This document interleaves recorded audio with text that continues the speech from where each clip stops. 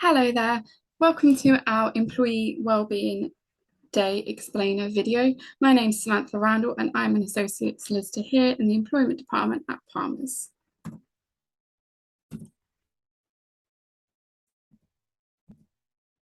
So, for a long time, feeling overwhelmed with stress seemed a normal workplace occurrence. However, the impact of the coronavirus lockdowns and the rising cost of living have highlighted the importance of mental health well-being, and more people are waking up to the fact that work-related stress has become an epidemic in itself. That's negatively impacting companies and their employees. A survey conducted by the Health and Safety Executive in 2018 found that more than half of all working days were lost to work-related anxiety or depression caused by stress. We can only imagine what that figure may be today.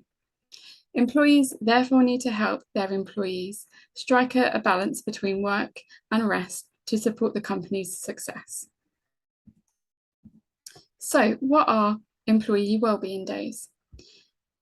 When an employee pushes themselves too hard, they might be doing it with the notion that it is for the overall company's benefit. However, an overworked employee can be detrimental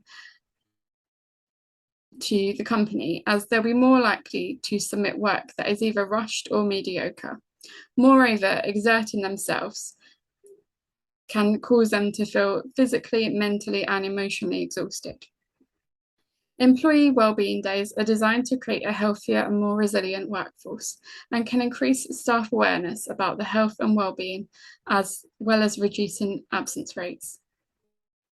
Wellbeing days give employees the chance to take care of their mental health. They are a designated time off that an employee can use to recharge themselves and put them in the right headspace for their jobs. Alternatively, the wellbeing day can be workplace-based. This can be a good opportunity for organisations to provide valuable information and skills to a group of employees with the aim of supporting mental health, both in and out of the workplace. Workplace wellbeing days often include exercises that focus on both the physical and psychological activities, such as yoga, mindfulness, and nutritionist advice. These activities serve to reinforce the importance of self-care, stress management, and striking the right balance between work and rest. So, what are the benefits and drawbacks of workplace-based wellbeing days?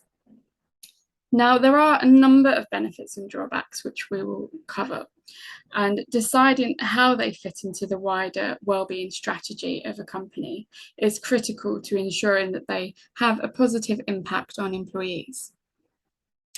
For employees who are worried about offering employees the opportunity not to work, and that being counterproductive, it has actually been shown that working less hours can produce more engaged, more productive, and more loyal employees. This is because the employees are effectively focused on working smarter and not longer. The importance of achieving a work-life balance in developing happier and more productive employees. When given the flexibility, time, and space to be able to manage their own personal needs and also putting their own priorities into perspective. Employees must therefore help to strike a balance between actually empowering their teams members to achieve company goals and also having time to themselves. So, firstly, looking towards what are the benefits of having a workplace-based employee wellbeing day. The first would be actually recharging employees. Wellbeing days are a quick and easy way to get everyone recharged and focused on themselves. When done correctly and reinforced with a supportive message from leadership, wellbeing days can set a powerful precedent for creating a healthy working environment. They also serve to help boost morale.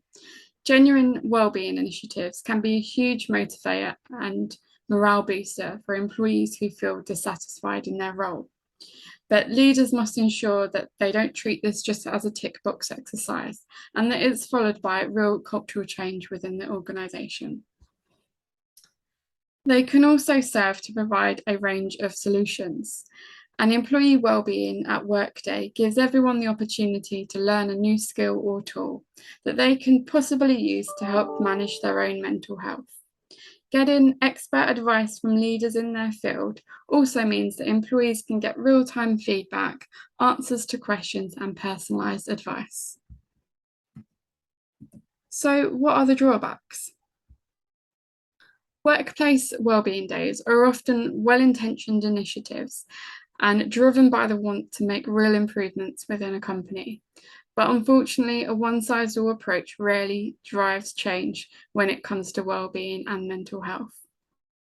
For example, take a customer service team who is struggling mentally because of their lack of sleep due to stress, tight deadlines, and longer working hours. A workshop on improving their nutrition isn't necessarily going to be valuable to them and may even result in further frustration within the company. Another issue is that a lot of our needs are subconscious. When we are feeling anxious, stressed, or depressed, we actually struggle to identify exactly what the cause of it is. Therefore, an employee wellbeing day at work most likely will never speak to the majority of employees, and not everyone's needs are identical. So, how do we implement these? Wellbeing days are a wonderful way to boost the employee welfare and productivity, but employers must be careful when they establish this concept. Companies should allot the right number of wellbeing days to positively impact on their employees' well-being without affecting their productivity. A good figure to start with would be 1 day per quarter, but managers and employees alike must evaluate this policy regularly to see if it is the right amount. To ensure that wellbeing days don't disrupt work or allow the teams to plan their resources, there should be clear guidelines as to how they should be requested.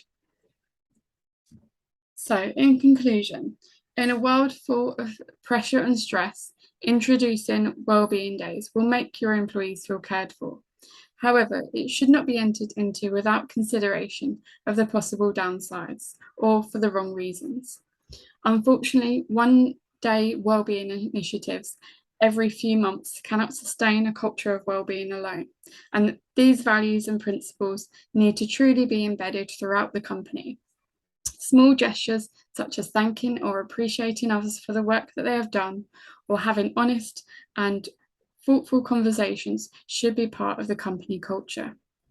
Too often, workplace wellbeing days can feel like an inauthentic lip service because they don't line up with people's actual experience at work. Therefore, HR and senior management need to ensure that these values are incorporated and consistently reinforced throughout action. With careful planning and clear focus on the care of rather than the performance of employees, a policy on wellbeing days can be a positive change for your organisation. Thank you for watching.